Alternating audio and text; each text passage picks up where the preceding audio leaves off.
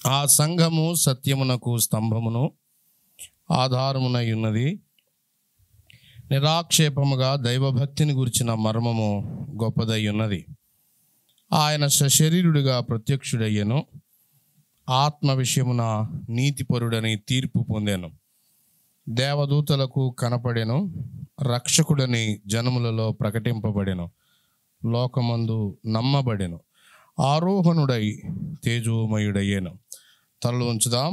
ప్రభు సహాయం కొరకై ప్రార్థన చేద్దాం. జీవాధిపతివైన మా తండ్రి, దోర్నాలలో సాక్ష్యాన్ని ప్రారంభించి మీరు కొనసాగిస్తున్నందుకై స్తోత్రాలు. ఉదయం నీ దాసులను నిలిపి మీరు ఇచ్చిన శ్రేష్టమైన వర్తమానాలను బట్టి స్తోత్రాలు. మధ్యాహ్న తరగతిలో నీ సహాయాన్ని కోరి క్రీస్తు యేసు శ్రేష్టమైన నామములో ప్రార్థన చేయుచున్నాము తండ్రి, ఆమేన్. ప్రభునందు ప్రియమైన సోదరి సోదరులారా, ప్రభు అయిన యేసు క్రీస్తు నామములో మీ అందరికీ ప్రేమ వందనాలు. ఈ కాన్ఫరెన్స్కి నన్ను ఆహ్వానించినందుకై స్థానిక సంఘానికి బాధ్యత కలిగిన సహోదరులకి నా వందనాలు తెలియచేస్తూ, నేను కూడా మీ వలె ఈ కాన్ఫరెన్స్లో దేవుని యొక్క వాక్యాన్ని విని దీవించబడాలని ప్రభు నాకు ఇచ్చిన అవకాశాన్ని బట్టి ప్రభువును స్తుతిస్తున్నాను. అలాగే వాక్యాన్ని పంచుకునే ధన్యత ప్రభు నాకు అనుగ్రహించినందుకై ప్రభుకి స్తోత్రాలు చెల్లిస్తున్నాను. వాక్యాన్ని, దాని గురించిన సంగతులు రేవంత్ గారు తెలియచేస్తున్నారు. అనుదిన జీవితాన్ని గురించిన పరిశుద్ధత విషయాలు దేవుని దాసులు చిరంజీవి గారు జ్ఞాపకం చేస్తున్నారు. అలాగే ప్రభువైన యేసుక్రీస్తు అనే రమ్యమైన అంశాన్ని, ఆయన దివ్య సౌందర్యాన్ని ప్రియ దాసులు భవానీ గారు మనకు తెలియచేయటం ఎంతో సంతోషం. అలాగే నాకు ఇవ్వబడినటువంటి ఈ అంశంలో సంఘములో యవనస్తుల పాత్ర అనేది ప్రభు నా మనసులో ఉంచింది. శైలస్ కూడా ఆ విషయాలు దానిలో ముద్రించినప్పుడు నేను ప్రభుని స్తుతించాను. ఆ సంఘములో యవనస్తులు సత్యానికి వారు ఎలాగున కట్టుబడి ఉండాలో అనే సంగతులే కొన్నింటిని మనం నేర్చుకోవడానికి ప్రయత్నం చేస్తాం. తిమోతి మొదటి పత్రికలో 3వ అధ్యాయంలో పౌలు ఆలస్యం గురించి మనం 14వ వచనంలో చూస్తాం. అయినా శీఘ్రంగా రావాలని నిరీక్షిస్తున్నాను. ఒకవేళ ఆలస్యమైతే ఒక ప్రాముఖ్యమైన సంగతి ఉంది. ఆ ప్రాముఖ్యమైన సంగతిని నువ్వు హ్యాండిల్ చేయాలి అని పౌలు తిమోతితోటి చెప్తున్నాడు. ఏమిటి అది? సంఘములో నీ ప్రవర్తన. అక్కడ మామూలుగా ఏమని చెప్పాడంటే జనులు ఎలాగూ ప్రవర్తించవలెనో అన్నాడు. అక్కడ అంకె వేసి ఫుట్ నోట్లో చెప్పాడు. చూడండి ఏమన్నాడు? సంఘములో నీవేలాగు ప్రవర్తించవలనో నీకు తెలియాలని ఈ సంగతులు నీకు రాస్తున్నాను. కాబట్టి దేవుని యొక్క వాక్యం ప్రైమరీగా వ్యక్తిగత జీవితానికి ఎలాగను ఉపయోగపడుతుందో మొదటిగా మనం చూస్తున్నాం. సంఘములో మన యొక్క పాత్ర. అలా అయితే ఈ వచనములో 3 మాటలు ఇక్కడ చెప్తున్నాడు కదా. ఒకటి, దేవుని సంఘానికి ఉన్న 3 పోలికలు చెప్పాడు ఈ వచనములో. ఒకటి దేవుని మందిరము, రెండవది జీవము గల దేవుని సంఘము, మూడవది సత్యమునకు స్తంభమును ఆధారమునై ఉన్నది అన్నాడు. ప్రతి యవనస్తుడు తానున్న స్థానిక సంఘము దాని ఔన్నత్యాన్ని తెలుసుకొని తీరాలి. మన పని అంతా స్థానిక సంఘములోనే ఉంటుంది, దాని ఆధారంగానే ఉంటుంది, దాని నుండే ఉంటుంది. కాబట్టి ప్రతి యవనస్తుడు స్థానిక సంఘం దాని గురించిన అవసరమైన ప్రాథమికమైన సత్యం పట్ల అవగాహన కలిగి ఉండాలని పౌలు కోరుతున్నాడు. తిమోతి అప్పటికే పరిచర్యలో ఉన్నాడు, ప్రాముఖ్యమైన పరిచర్యలో ఉన్నాడు. ఒక కఠినమైన దుర్బోధ, ఇంకా ఏవేవో వ్యవహారాలు చక్కబెట్టాల్సిన పనిలో ఉన్నాడు. మొదటి అధ్యాయం 3వ వచనంలో పౌలు ఎఫెసులో నీవు నిలిచుండు అని చెప్పాడు. ఎందుకు ఎఫెసులో నిలిచుండాలి అంటే, సత్యమునకు భిన్నమైన బోధ చేసేవాళ్ళు ఉన్నారు, కల్పనా కథలు చెప్పేవాళ్ళు ఉన్నారు, వాటిని లక్ష్య పెట్టొద్దని ఎఫెసీయులకి నువ్వు చెప్పాలి. నీవు ఒక గుంపుతో పోరాడాలి, ఒక సాతాను సమూహంతో నీవు పోరాడాలి. కీలకమైన బాధ్యత కొరకై నేను నిన్ను ఎఫెసులో ఉంచుతున్నాను, అలాగే నేను నిన్ను క్రేతులో ఉంచుతున్నాను ఆయన తీతుతో చెప్తున్నాడు. వీరు ఆల్రెడీ పనిలో ఉన్నారు, పని చేస్తూ ఉన్నారు. సంఘ సత్యము కొద్ది కొద్దిగా అది బయలుపరచబడుతూ ఉంటుండగా సంఘములో నేను ఏదో ఒక పని చేస్తున్నానో, అయినప్పటికీ పౌలు సున్నితంగా యవనస్తుడైన తిమోతికి చెప్తున్నాడు, తిమోతి, సంఘములో నీవెలా ప్రవర్తించాలో నీకు తెలియాలి. సంఘములో ఎలా ప్రవర్తించాలో తెలియాలి అని అంటే ఆ సంఘము యొక్క విశిష్టత తెలిస్తేనే అక్కడ మన ప్రవర్తన మెరుగుపడుతుంది. సంఘాన్ని గురించిన దైవికమైన ఆలోచన మనకు అర్థమైతేనే సంఘములో మనం జాగ్రత్తగా ఉంటాం. చాలాసార్లు సంఘాన్ని తేలిగ్గా ఎందుకు తీసుకుంటామంటే సంఘములో దైవ ఉనికి కంటే మానవుల యొక్క అలజడే ఎక్కువగా కనబడుతుంది. అందువల్ల మనం కూడా గుంపులో కలిసిపోతాం. దేవుని మహోన్నతమైన సన్నిధి ఒకడు గుర్తుపట్టగలిగితే ఎలా నమస్కారం చేయాలో, ఎలా ఆరాధించాలో, ఎలాగున తనకున్నటువంటి పనిని, ప్రభు ఇచ్చిన పనిని చేయాలో ఇవన్నీ అర్థమవుతుంది. స్థానిక సంఘములో మానవుల అలజడి కంటే బలీయమైన దైవ సన్నిధి భాగ్యాన్ని ఒక యవనస్తుడు గుర్తుపట్టాలి అని ఆయన కోరుతున్నాడు.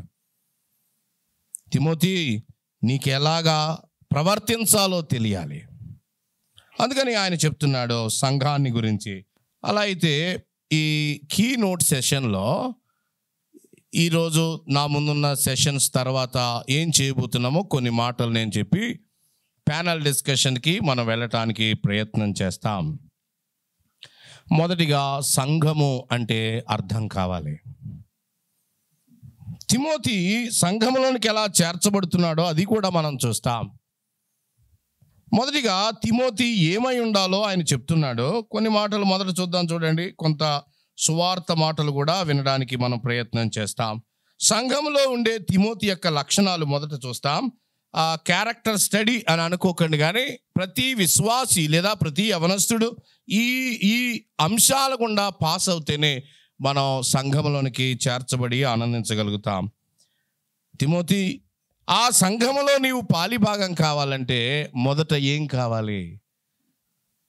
ఆ ఏరియాలో ఒక బిల్డింగ్లో కొంతమంది కూడుకుంటున్నారు, నువ్వు కూడా వెళ్ళి కూర్చుంటే ఆ సంఘములో పాలిభాగస్తుడు అయిపోతావా? కానే కాదు. చూడండి, మొదటిగా చెప్తున్నాడు. రెండవ పత్రిక 3వ అధ్యాయం 15వ వచనములో ఈ సంఘానికి తిమోతికి సంబంధం ఎలా ఏర్పడిందో చెప్తున్నాడు. 2వ పత్రిక 3వ అధ్యాయం 15వ వచనములో క్రీస్తు యేసునందు ఉంచవలసిన విశ్వాసము ద్వారా నీవు రక్షించబడ్డావు. ఒక వ్యక్తి స్థానిక సంఘంలోనికి ప్రవేశం ఎలా దొరుకుద్ది అంటే యేసు క్రీస్తునందలి విశ్వాసము ద్వారా రక్షణ. మన భౌతికమైన అటెండెన్స్ సంఘ మెంబర్షిప్ని ఇస్తుందేమో కానీ అది మనకి ఫెలోషిప్ని ఇవ్వలేదు. యేసు ప్రభు రక్తములో పాపాలు కడగబడిన వారు సంఘములో పాలిభాగస్తులు అనే ధన్యత అని ఇస్తున్నాడు.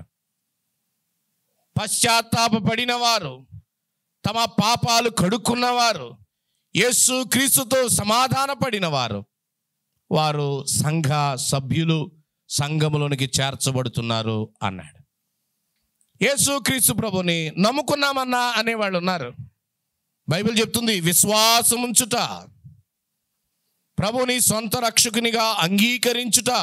ఒకానొక సమయంలో దేవుని ఆత్మ వాక్యాన్ని ఉపయోగిస్తూ ఉంటుండగా హృదయము బద్దలై పాపాన్ని గురించిన, ఆ నీచ స్థితిని గురించిన దుఃఖం దేవుని ఎదుటకు చేరి యేసు క్రీస్తు ద్వారా పాప క్షమాపణ అనుభవం తిమోతికి చిన్నప్పుడే కలిగింది అని చెప్తున్నాడు. బాల్యము నందే లేఖనాల ద్వారా సువార్త ద్వారా, సత్యము ద్వారా, ప్రభువైన యేసుక్రీస్తునందలి ఆ కార్యము ద్వారా ఒక వ్యక్తి పాపక్షమాపణ అనుభవాన్ని పొందుతాడు. పాస్టర్ గారి పిల్లలు సంఘములో ఆటోమేటిక్గా సభ్యులు కారు. పెద్దల పిల్లలు, భక్తి కలిగిన తల్లిదండ్రుల పిల్లలు, ప్రతి యవనస్తుడు తన జీవితంలో తాను మారు మనసు పొందిన అనుభవాన్ని తాను ఎన్నడూ మర్చిపోవడానికి వీల్లేదు. తన రక్షణ నిశ్చయతను మాటి మాటికి కాయపరిచే బలమైన ఆయుధం అది. ప్రియమైన సోదరి సోదరులారా, ఈ యూత్ కాన్ఫరెన్స్లో ప్రభు మరలా జ్ఞాపకం చేస్తున్నాడు. ప్రభువైన యేసుక్రీస్తుని సొంత రక్షకునిగా అంగీకరించి పాప క్షమాపణ అనుభవాన్ని పొంది సంఘములో చేర్చబడుట. అపోస్తుల కార్యముల గ్రంథం చూడండి. అపోస్తుల కార్యముల గ్రంథం 2వ అధ్యాయం 47వ వచనం. ఆనందముతోనూ నిష్కపటమైన హృదయముతోనూ ఆహారము పుచ్చుకొనుచుండిరి, మరియు ప్రభువు రక్షణ పొందుతున్న వారిని ఏం చేస్తున్నాడు? ఎవరెవరైతే తమ పాపాలు క్షమించమని యేసుక్రీస్తు ప్రభువుని అడిగారో వారిని క్షమించి ఆయన ఎక్కడికి తీసుకొస్తున్నాడు? సంఘానికి తీసుకుని వస్తూ ఉన్నాడు. ఆ ప్రాంతంలో ఆయన ఉద్దేశంలో కట్టబడిన సంఘానికి ఆయన ఏం చేస్తున్నాడు? చేర్చుచుండెను అనే మాట పట్టుకోండి. కాబట్టి స్థానిక సంఘాలకి మనం ఏం చేయబడతాం? చేర్చబడతాం. అతడు రక్షించబడిన వాడు. తర్వాత అపోస్తుల కార్యాల్లో ఉన్నాం కదా, 16వ అధ్యాయంలోనికి రండి. సంఘములో చేర్చబడిన తర్వాత ఒక యవనస్తుని యొక్క బాధ్యత ఏమిటి? చేర్చబడిన వాడు ఎలాగున్నాడో అలా ఉండడానికి వీల్లేదు. అతడు చేయాల్సిన ప్రాముఖ్యమైన పని ఒకటి ఉన్నది. 16వ అధ్యాయం 1వ వచనాన్ని చదువుకుందాం. అపోస్తుల కార్యముల గ్రంథం 16వ అధ్యాయం. పౌలు దెర్బేకును లుస్త్రకును వచ్చెను. ఈ తిమోతి అనే యవనస్తుడు సంఘములో చేరి ఏం చేస్తున్నాడు? శిష్యత్వం చేస్తున్నాడు. ప్రతి యవనస్తుని యొక్క బాధ్యత శిష్యత్వం. శిష్యత్వం అనే మాట నిజానికి సువార్తల్లో కనబడుతుంది, అపోస్తుల కార్యంలోనే కనబడుతుంది, ఇక పత్రికల్లో కనపడదు. అసలు శిష్యత్వం అంటే ఏమిటి? లూకా 6లో చెప్పినట్లుగా బోధకుని వలె మారుట, అదే శిష్యత్వం. అక్కడ డెఫినేషన్ చెప్పాడు. ఇక్కడ రాసినటువంటి మాట కూడా అదే. క్రీస్తు వలె ఉండుటకు మనం అన్ని విషయాల్లో ఏం చేయాలి? ఎదగాలి. అదే శిష్యత్వం. పత్రికల్లో ఆ పదం లేకపోయినా ఆ భావం స్పష్టంగా కనబడుతుంది. మనల్ని ఎందుకు యేసు ప్రభు రక్షించాడు అని అంటే, ఒక 100 ఊళ్ళు తిరగడానికో లేకపోతే పెద్ద పెద్ద ప్రసంగాలు చేయడానికో, అవన్నీ ఆయన కృపతో మనల్ని చేయిస్తే మంచిదే. కానీ దానికంటే ముఖ్యంగా మనల్ని ఎందుకు ఆయన రక్షించాడు, తిమోతిని ఎందుకు రక్షించాడు అంటే, అతడు పాపములో నుంచి విమోచించబడి యేసు క్రీస్తు ప్రభు యొక్క స్వారూప్యంలోనికి మార్చబడాలి. ఇది బయట కనబడే పని కాదు. అంతరంగంలో జరిగే మార్పు, హృదయంలో జరిగే మార్పు, దినము యేసు క్రీస్తు ప్రభు స్వారూప్యంలోనికి మారుట. శిష్యత్వం యొక్క ముఖ్యమైనది అదే. తిమోతి సంఘములో అతడు శిష్యుడిగా నేర్చుకోవాలి. శిష్యుడు అంటే నేర్చుకునేవాడు. ప్రతి యవనస్తుడు సంఘాల్లో నేర్చుకోవడం కొరకై తిమోతి వైఖరి మనం కనుపరుస్తాం, నేర్చుకుంటాం. నేర్చుకోకుండా పని చేస్తే అది ఎంత భయంకరంగా ఉంటుందో మనం ఊహించక్కర్లేదు. నేర్పించటం, ప్రసంగాలు నేర్చుకోమని చెప్పడం లేదు ఆయన. క్రీస్తును నేర్చుకొనుట, ఆయన గుణలక్షణాలు నేర్చుకొనుట, కమ్యూనికబుల్ అట్రిబ్యూట్స్ ఉన్నాయి, ఆయన కొన్నిటిని నేర్చుకోమని చెప్పాడు. క్రీస్తు యేసుకు కలిగిన ఈ మనస్సు మీరును దాన్ని నేర్చుకోండి అని చెప్తున్నాడు. అందుకే సంఘంలో పెట్టాడు మనల్ని. That is the primary purpose. Mark సువార్త 3వ అధ్యాయం చూడండి. అసలు ఒరిజినల్గా ఉన్న 12 మందిని పిలవడంలో ఆయన ఉద్దేశం కనబడుతుంది. వచనం 12 అనుకుంటాను చూడండి. 13. ఆయన రాత్రంతా ప్రార్థించాడు.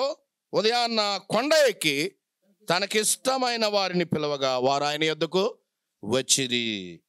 ఎందుకు ఆయన పిలుస్తున్నాడు వారిని? 14లో చెప్పాడు. వారు 14వ వచనం చూడండి, 2 పనులు ఉన్నాయి, కనిపెట్టండి మీరు. 14వ వచనంలో ఎందుకు శిష్యుల్ని ఎంచుకున్నాడో 2 పనులు ఉన్నాయి అక్కడ, చెప్తారా? ఒకటి, ఆయనతో కూడా ఏమయ్యాలి వాళ్ళు? ఉండాలి. 2, దయ్యాలను వెళ్ళగొట్టే అధికారం గల వాళ్ళై ఏం ప్రకటించాలి? కాబట్టి ఉండాలి, ప్రకటించాలి. ఈ 2 పర్పస్ల కొరకై. ప్రకటించడం ముందు పెట్టాడా, ఉండడం ముందు పెట్టాడా? ప్రభుతో ఉండడం ఎంత ధన్యత!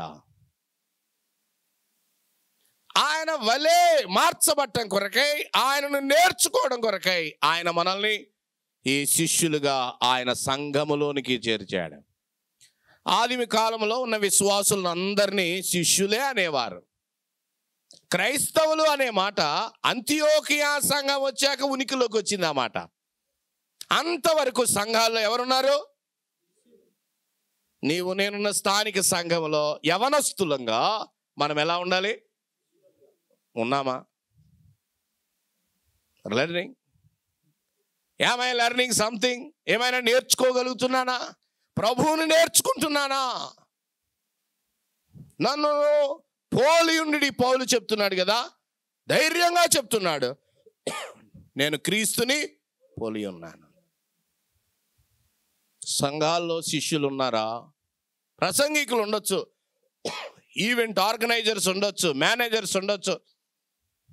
లోక సంబంధమైన తలాంతుల్ని వరాలు అని భ్రమపడేవాళ్ళు ఉండవచ్చు.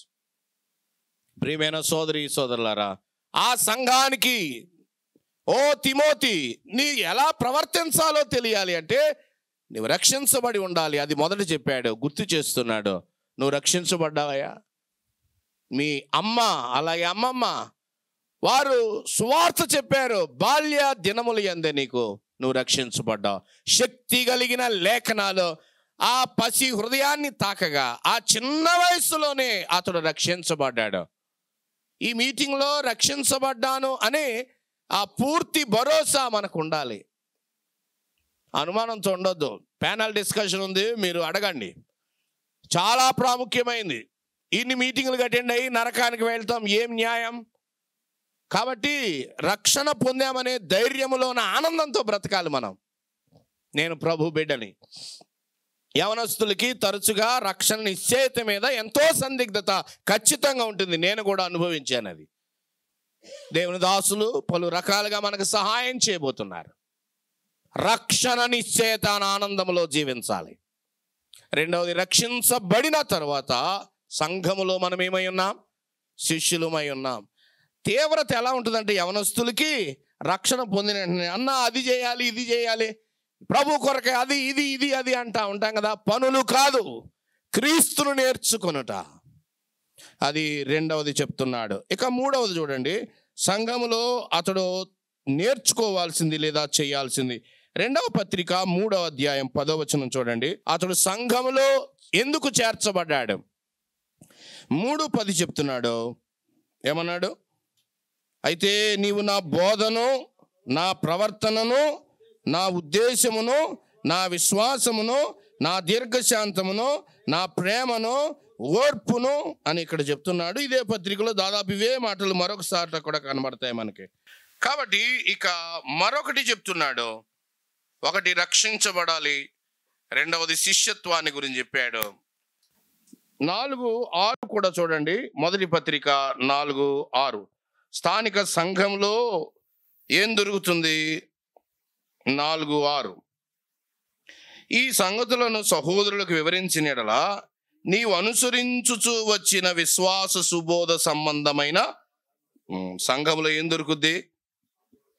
ఏం దొరుకుద్ది? ఆ సుబోధ వాక్యం దొరుకుద్ది. నువ్వు ఎదగాలి అని అంటే నీకు వాక్యం కావాలి. కాబట్టి శిష్యులుగా మనం చేర్చబడిన తర్వాత దేవుడు మన నుండి ఏం ఆశిస్తున్నాడంటే మనం ఎదగాలి అని, పెంపారాలి అని, ఎదగాలి అని. ఒకసారి సీరియస్గా మనం ఆలోచన చేస్తాం. నేను ఏ ఏ విషయాల్లో ఎదగగలుగుతున్నానో. కోపంలో ఎదిగిపోతాం, కోపం కొరకనే వచ్చేది, ప్రాక్టీస్ చేయక్కర్లేదు. హృదయం కఠినం చేసుకోవడం ప్రాక్టీస్ నేర్చుకోక్కర్లేదు, వచ్చేస్తుంది. కానీ క్షమాపణ, దీనత్వం, పరిశుద్ధత నేర్చుకోవాలి. సంఘములో మనం రెండవ పత్రికలో చూసినట్లుగా సంఘములో దీర్ఘశాంతం, ప్రేమ, ఓర్పు పౌల్లో ఉన్నవి చెప్తున్నాడు. పరిశుద్ధుల్లో ఉండే లక్షణాలు చెప్తున్నాడు. సంఘము, స్థానిక సంఘము ద్వారా ఆయన కొన్నిటిని ఇస్తున్నాడు. ప్రతి యవనస్తుడు వాటిని ఎంజాయ్ చేయాలి. స్థానిక సంఘములో ఉన్న కాన్ఫిడెన్స్ని ఎంజాయ్ చేయాలి. దేవుడు స్థాపించాడు, నడిపిస్తున్నాడు, పోషిస్తున్నాడు. దానిలో నీవు నేను ఒక చిన్న పాలి భాగం. ఆయన ఘనమైన ప్రణాళికలో భాగమై ఉండగా మనము నేర్చుకుంటున్నాం. దేవుని యొక్క ప్రావిజన్ని ఎంజాయ్ చేస్తున్నాం. సంఘమంతా చేరి కీర్తనలు పాడుతున్నారు.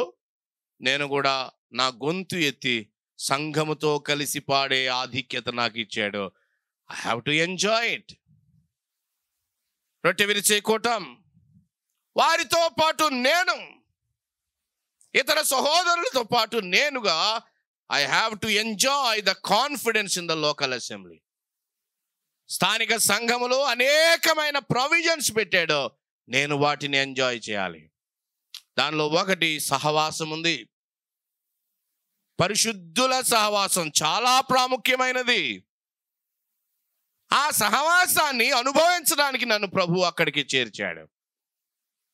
ఒకరికొకరై హెచ్చరిక ఉన్నది, మ్యూచువల్ ఎడిఫికేషన్ ఉంది, క్షేమాభివృద్ధి ఉంది. ఈ అద్భుతమైన వాటిని ఎంజాయ్ చేయడానికి నన్ను అక్కడికి తీసుకుని వచ్చాడు. తిమోతి, రక్షించబడి నీవు చేర్చబడ్డావు, శిష్యత్వాన్ని నీవు చేస్తూ వచ్చావు. స్థానిక సంఘములో దైవికమైన ఏర్పాట్లు ఉన్నాయి, వాటిలో నీవు ఆనందిస్తూ ఉన్నావు. రెండవ పత్రిక 1వ అధ్యాయం 6వ వచనం చూడండి. ఇంకా స్థానిక సంఘములో ఒక యవనస్తునికి ఉన్నటువంటి స్కోప్ ఏంటో చెప్తున్నాడు.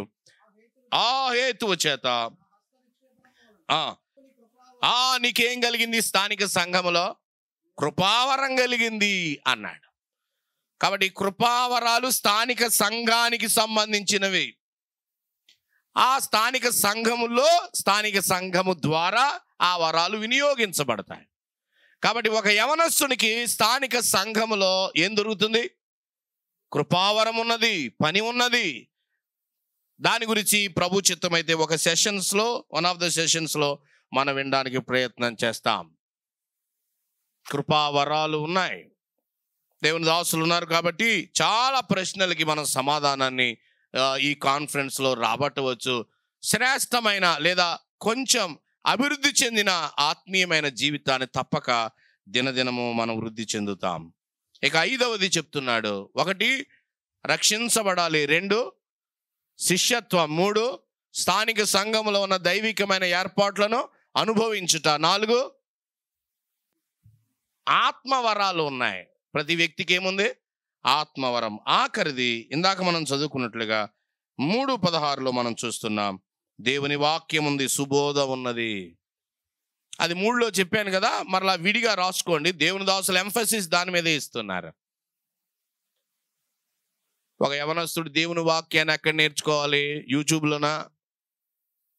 ఎక్కడ నేర్చుకోవాలి? సెమినరీలోనా? బైబిల్ కాలేజీల్లోనా? అక్కడ నేర్పిస్తారు, మంచిదే. కానీ మొదటిగా ప్రాముఖ్యంగా దేవుడు పెట్టిన ఏర్పాటు ఏంటంటే, ప్రతి యవనస్తుడు దేవుని యొక్క వాక్యాన్ని ఎక్కడ నేర్చుకోవాలి? ఏ సంఘంలో? స్థానిక సంఘంలో. ఈ పత్రికను మనం 2 పత్రికలు చూస్తూ ఉంటుండగా సంఘము అని ఆయన చెప్తున్నాడు. ఈ సంఘానికి, ఈ తిమోతికి ఉన్న సంబంధం మనకి ఇలా కనబడతా ఉంది. తర్వాత వీలైతే మనం చూడగలుగుతామేమో, దుర్బోధలు ఉన్నాయి, డేంజర్స్ ఉన్నాయి. ఒక యవనస్తుడికి సంఘములో ఎదురయ్యే ప్రమాదాలు ఉన్నాయి. సంఘ జీవితంలో వెళ్తూ ఉంటుండగా అతడు ఎదుర్కొనే ప్రమాదాలు ప్రభు చిత్తమైతే దాన్ని కూడా మనం జ్ఞాపకం చేసుకుంటాం. ప్రాముఖ్యంగా సంఘముతో తిమోతికి ఉన్నటువంటి సంబంధం, యవనస్తునికి ఉన్నటువంటి సంబంధం. తిమోతి 1వ పత్రిక 3వ అధ్యాయంలోనికి రండి. అసలు సంఘము అంటే ఏమిటి? మీరు ఎంత ప్రాముఖ్యత చెప్తున్నారు కదా, అసలు ఆ సంఘం ఏమిటి? ఎందుకు తెలుసుకోవాలి మనం అంటే 3వ అధ్యాయం 15వ వచనం చూడండి. ఈ తరములో బైబిల్లో ఉంది కదా, మరలా ఎందుకు బోధిస్తున్నారు, ఎందుకు తెలుసుకోవాలి అని ఒకవేళ సందేహం రావచ్చు. 1 తిమోతి 3:15లో దేవుని మందిరము అన్నాడు. ఇంగ్లీష్లో హౌస్ ఆఫ్ గాడ్, దేవుని ఇల్లు అని ఉంటుంది. 2వ పత్రికలోనికి రండి. ఆ దేవుని ఇల్లు ఏమైంది? 2వ అధ్యాయం 20వ వచనంలో చెప్తున్నాడు. 2:20 అంతే. ఆ దేవుని ఇల్లు అని చెప్పాడు. ఇక్కడ ఏమంటున్నాడు? మరి గొప్ప ఇల్లు అనేది మనం పాజిటివ్గా తీసుకోవాలా, నెగిటివ్గా తీసుకోవాలా? ఏం తీసుకోవాలి? పాజిటివ్గా. ఇది నెగిటివ్లో ఉండేదన్నమాట. గొప్ప ఇల్లు ఎందుకని చెప్తున్నాడు? 20వ వచనం చూడండి. ఘనహీనమైనవి చేరాయి. సమయం లేదు నాకు. ఆ గొప్ప ఇంటిలో ఏం చేరాయి? చేర్చేవాడు కాకుండా చేరినవి గురించి చెప్తున్నాడు. రక్షించబడిన వారిని అనుదినము ప్రభు ఏం చేస్తున్నాడు? చేర్చుతున్నాడు. ఇవేమయ్యాయి? చేరిపోయాయి. నమ్మకుండా ఏ కారణంతోటో, పెర్ఫార్మెన్స్ తోటో, ఒకవేళ ఏవేవో కోణాల్లో చేరిపోయిన వాళ్ళు ఉన్నారు. కాబట్టి అన్నాడు గొప్ప ఇల్లు. సెటైరికల్గా ఉంటుంది ఈ మాట. గొప్ప ఇల్లు, చేరిపోయినవి ఉన్నాయి. దైవ సన్నిధి వాగ్దానం చేయబడిన ఆ ప్రశస్తమైన దేవుని స్వాస్థ్యం అనే సంఘములో పాడైనవి చేర్చబడ్డాయి. ఇంకా 21లో మనం చూస్తాం, అపవిత్రమైనవి ఉన్నాయి. 22లో యవనేచ్ఛలు గురించి చెప్తూ ఉన్నాడు. 23లో మూడుల వితర్కాలు ఉన్నాయి, జగడాలు ఉన్నాయి. ఎక్కడ? గొప్ప ఇంటిలో, సంఘములో కాదు. ఎక్కడ? గొప్ప ఇంటిలో. ఈ గొప్ప ఇల్లు ఆయన కోరలేదు. ఆయన కోరింది ఏం కోరాడు? జీవం గల దేవుని సంఘం. అందుకని సంఘము 2వ పత్రిక వచ్చేసరికి ఏమైపోయింది? గొప్ప ఇల్లుగా మారిపోయింది. అందువల్ల హెచ్చరిక చేస్తున్నాడు తిమోతికి పౌలు. అలా అయితే సంఘం అంటే ఏమిటో, ద ఒరిజినల్ స్ట్రక్చర్ ఏంటో మనకు తెలియాలి. అది తెలిసినప్పుడే దానికి మనం కట్టుబడి ఉండగలం. స్థానిక సంఘము అనే మాటను మనం అర్థం చేసుకోవడానికి 2-3 సంగతులు నేను మీ గమనంలోనికి తీసుకొస్తాను. ఒకటి చూడండి, ప్రభు మత్తయి సువార్త 16:18లో మొట్టమొదటిసారిగా ఆ పదం కనబడుతుంది. మత్తయి సువార్త 16వ అధ్యాయం 18వ వచనంలో చదువుతారు ఎవరైనా? మత్తయి సువార్త 16:10. యవనస్తులు వెనక ఉన్నవాళ్ళు చదవగలరా? మరియు నీవు పేతురువి, ఈ బండ మీద నా సంఘము, మై చర్చ్. ఫస్ట్ టైం ఇక్కడే రాయబడతా ఉంది 16వ అధ్యాయంలో. నా సంఘమును నేను కట్టుదును. మనం కడదామంటలేదు ఆయన. I will build my church, నేను కట్టుదును. కాబట్టి సంఘాన్ని కట్టేవాడు ఆయనే, కార్యక్రమం అంతా ఆయనదే. ఇది మనం మర్చిపోకూడదు. మొట్టమొదటిసారిగా అది అక్కడ ప్రస్తావించబడింది. సంఘాన్ని 3 కోణాల్లో మనం చూస్తాం. మీరు రాసుకుంటున్నారు కాబట్టి కొంచెం శ్రద్ధగా రాసుకోండి. సంఘము అనగానే ఈ 3 కోణాల్లో ఉంది. నంబర్ 1, మొదటిగా కొలస్సీ పత్రిక 1:18 చదువుతున్నారు చూడండి. కొలస్సీ పత్రిక 1:18. ఇక్కడ ఆ పదం ఉపయోగించబడింది. సంఘము అనే శరీరమునకు ఆయనే శిరస్సు. మీరు మళ్ళా బాగా ఇంటికి వెళ్ళాక ధ్యానం చేయండి. ఈ వచనం ఏం చెప్తుందంటే, యేసు క్రీస్తు ప్రభు యొక్క శరీరము, లార్జర్ బాడీ అంటే స్కాటర్డ్ సెయింట్స్ అంటే సార్వత్రిక సంఘము అనేది మొదటి కోణం. సార్వత్రిక సంఘము, ప్రపంచమంతా చెదిరిన సంఘము, సార్వత్రిక సంఘము. ఎఫెసీ పత్రిక 4వ అధ్యాయం చూడండి, 4-6 వచనాలు మీరు చూస్తారు. మీరు రాసుకోండి, ఇంటికి వెళ్ళాక ధ్యానం చేయండి మీ విరామ సమయంలో. అది శరీరం ఒక్కటే అని సంఘం గురించే చెప్తున్నాడు. చాలు, థ్యాంక్ యూ.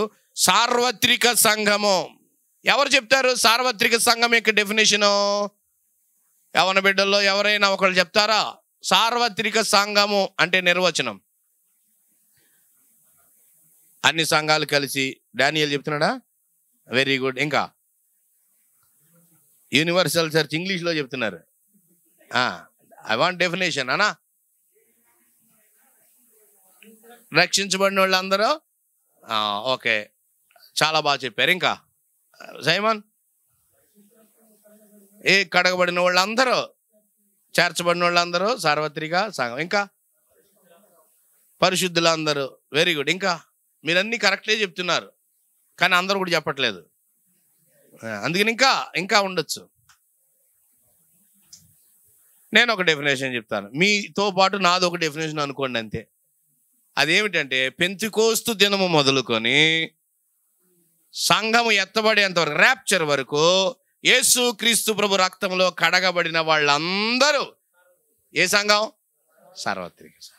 ఇది మీకు ఇంకా ఉపయోగపడద్దేమో అనుకుంటున్నాను. పెంతెకోస్తు దినము ఎప్పుడు ప్రారంభమైంది? ఎక్కడ? అపోస్తుల కార్యాలు 2వ అధ్యాయంలో. పెంతెకోస్తు దినానికి సంఘానికి ఉన్న సంబంధం ఏంటి? పరిశుద్ధాత్ముడు దిగి వచ్చాడు. ఇంకా మన టాపిక్ రిలేటెడ్గా చెప్పాలి. సంఘం ఏం చేయబడింది? ఏ రోజున స్థాపించబడింది? ఎప్పటి వరకు ఉంటుంది సంఘం? కాబట్టి ఒక యవనస్తుడు క్రీస్తు ప్రభు రక్తంలో కడగబడగానే అతడు ఆటోమేటిక్గా సార్వత్రిక సంఘంలో ఏమై ఉన్నాడు? భాగమై ఉన్నాడు. ఇది మొదటి కోణం. నేను సార్వత్రిక సంఘంలో భాగం కాబట్టి ఏ ఊళ్ళో అయినా తిరుగుతానంటే వీల్లేదు. ఇప్పుడు 2వ కోణం రాబోతుంది. 2వ కోణం చూడండి. 1 కొరింథీ 1:2. కొరింథీ మొదటి పత్రిక 1వ అధ్యాయం 2వ వచనం. సంఘం ఎక్కడుందట? మరి సార్వత్రిక సంఘం అంతా కొరింథీలో పడుతుందా? పట్టినా బతుకున్న వాళ్ళు ఉంటే ఒకవేళ ఉండొచ్చు, మరి చనిపోయిన వాళ్ళ సంగతి ఏమిటి? కాబట్టి సంఘానికి లేఖనాలు 2వ కోణాన్ని చెప్తున్నాయి. ఏ సంఘం? ఆ సంఘం కొరింథీలోనున్న ఇంకొక ప్లేస్లో ఉన్న ఒక సంఘం గురించి చెప్పండి మీరు. అనా ఎఫెసులో ఉన్న దేవుని సంఘం. ఓకే. ఇంకా సార్దీసు. Very good. ప్రకటన గ్రంథం 2:3లో ఇంకే గొడవ లేదు, 7 దొరుకుతాయి అక్కడ. చెప్తారా? 7 వరుసగా ఎవరు చెప్తారు? ట్రై చేయండి. మొదటిది ఎఫెసు, స్ముర్నా, పెర్గమా, తుయితేరా, సార్దీసు, ఫిలదెల్ఫియా, లవోదికయ. ఇవన్నీ ఏంటి? చర్చి మీద ఎదురుగుండే పెట్టే బోర్డులా ఏంటివన్నీ? ఊరి పేర్లు. ఒక పట్టణమో ఒక ప్రాంతమో అది. కాబట్టి 2వది సంఘము ఒక స్థానికతకు సంబంధించింది. కాబట్టి 2వ దాన్ని మనం ఏమని చెప్తున్నాం? స్థానిక సంఘం. యేసు క్రీస్తు ప్రభు రక్తంలో కడగబడిన ఆ ప్రాంతంలో ఉన్న వాళ్ళందరూ ఒక చోట చేరి సహవాసం చేస్తారు. ఎందుకు స్థానిక సంఘం అంటే, నీవు రొట్టె విరవాలి అన్నా, నీ వరాన్ని నీవు అభ్యాసం చెయ్యాలన్నా ఎక్కడ సాధ్యమవుతుంది? స్థానిక సంఘములోనే సాధ్యమవుతుంది. సార్వత్రిక సంఘములో మనం పాలిభాగం అయినప్పటికీ మన పనులను మనం ఎక్సర్సైజ్ చేసేది ఎక్కడ? స్థానిక సంఘములో. కాబట్టి ప్రతి యవనస్తుడు స్థానిక సంఘాన్ని అర్థం చేసుకోవాలి. నేను దేవుని ఘనమైన ప్రణాళికలో ఎక్కడ చేర్చబడతామో అక్కడ పాలిభాగస్థులమై ఉన్నాం. ఇది 2వ కోణం. ఇక 3వ కోణం చూడండి. కొరింథీ మొదటి పత్రిక 14వ అధ్యాయం 33, 34 వచనాలు. కొరింథీ మొదటి పత్రిక 14వ అధ్యాయం. ఏకవచనం ఉందా బహువచనం ఉందా? అది చెప్పండి చాలు. ఏకవచనమా బహువచనమా? పరిశుద్ధుల సంఘములన్నిటిలో. తర్వాత 34 చూడండి. అక్కడ కూడా ఏం చెప్తున్నాడు? సంఘము అన్నాడా సంఘములలో అన్నాడా? ఒక ఆమె అంటుంది అది కొరింథీలో గొడవ, అక్కడ మౌనంగా ఉంటే చాలు అంటుంది. ఇక్కడేమన్నాడు? ప్లూరాలిటీ చెప్తున్నాడు. దాని అర్థం ఏంటంటే, దోర్నాలలోనే కాదు, ఇలాగున కొన్ని ప్రాంతాలలో సంఘాలు ఏమయ్యాయి? ప్రారంభమయ్యాయి. ప్రభు ప్రారంభించాడు. కాబట్టి వాటిని ఏమంటారంటే స్థానిక సంఘాలు. Churches in plural. స్థానిక సంఘాలు. మనలాంటి విశ్వాసం కలిగిన స్థానిక సంఘాల్లో మనం పాలిభాగం కాదు, కానీ మనము సహవాసంలో ఉంటాం. కాబట్టి సంఘము అనగానే 3 కోణాలు చూస్తున్నాం. 1 సార్వత్రిక సంఘం, దానిలో భాగమా కదా మనం? భాగం. 2 దానిలో భాగమా కదా మనం? 3 స్థానిక సంఘములు మనం భాగం కాదు, కానీ వాటితో ఏముంది? మనకి సహవాసం ఉంది. ఏముంది? సహవాసం. ఒకే విశ్వాసం కలిగి ఉన్న సంఘాలతో మనకేముంది? ఇప్పుడు దోరణాలకు కూడా ఒకే విశ్వాసం ఈ సహోదరులు కలిగి ఉన్నారు కాబట్టి మనం పలు ప్రాంతాల నుండి ఏం చేసాం? ఇక్కడికే. దీన్ని ఏమంటాం మనం? స్థానిక సంఘ కూడిక కాదు ఇది. ఇదేమిటిది? సహవాస కూడిక. సహవాసం చేస్తున్నాం, ఒకే విశ్వాసంలో మనం ఉన్నాం కాబట్టి. అలా అయితే ఈ అన్నింటిలో మన ప్రధానమైన పని ఎక్కడా మీరు చెప్పాలి? 3 మరి చేస్తున్నావా? మరి చేస్తున్నామా? మనం అటెండ్ అవుతున్నామా? భారాన్ని కలిగి ఉన్నామా? బాధ్యత కలిగి ఉన్నామా? ప్రభు అన్నాడు, నేను కడతాను అని ఆయన చెప్పాడు. దేవుడే సంఘాన్ని కడుతున్నాడు. ఈ సంఘంలో తిమోతి అనే యవనస్తుడు తన బాధ్యతను గురించి ఆయన చెప్తున్నాడు. స్థానిక సంఘాలు వాటి యొక్క పరిధిని మనం చూస్తూ ఉన్నాం. తర్వాత చాలా అంశాలు ఉన్నాయి, కానీ ఒక్క ప్రాముఖ్యమైనటువంటి అంశాన్ని నేను మీ ముందుకు తీసుకుని వస్తాను. ఇప్పుడు ఒక సంఘంలో తిమోతి ఎలా ఉన్నాడో మనం చూస్తూ వచ్చాం. ఎలా ఉన్నాడు? రక్షించబడ్డాడు, శిష్యుడిగా ఉన్నాడు, ఆ స్థానిక సంఘములో దైవ దీవెనలు అనుభవిస్తున్నాడు, వరాన్ని ఉపయోగించుకుంటున్నాడు, అలాగే దేవుని వాక్యంలో ఏమవుతున్నాడు?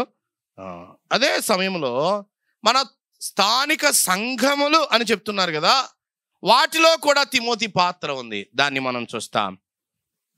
చూడండి, అపోస్తుల కార్యాలు 16:1 ఈయన ఒకే సంఘంలో లేడు. పనిని బట్టి కొంతకాలం ఒక్కొక్క చోట ఉంటూ వచ్చాడు.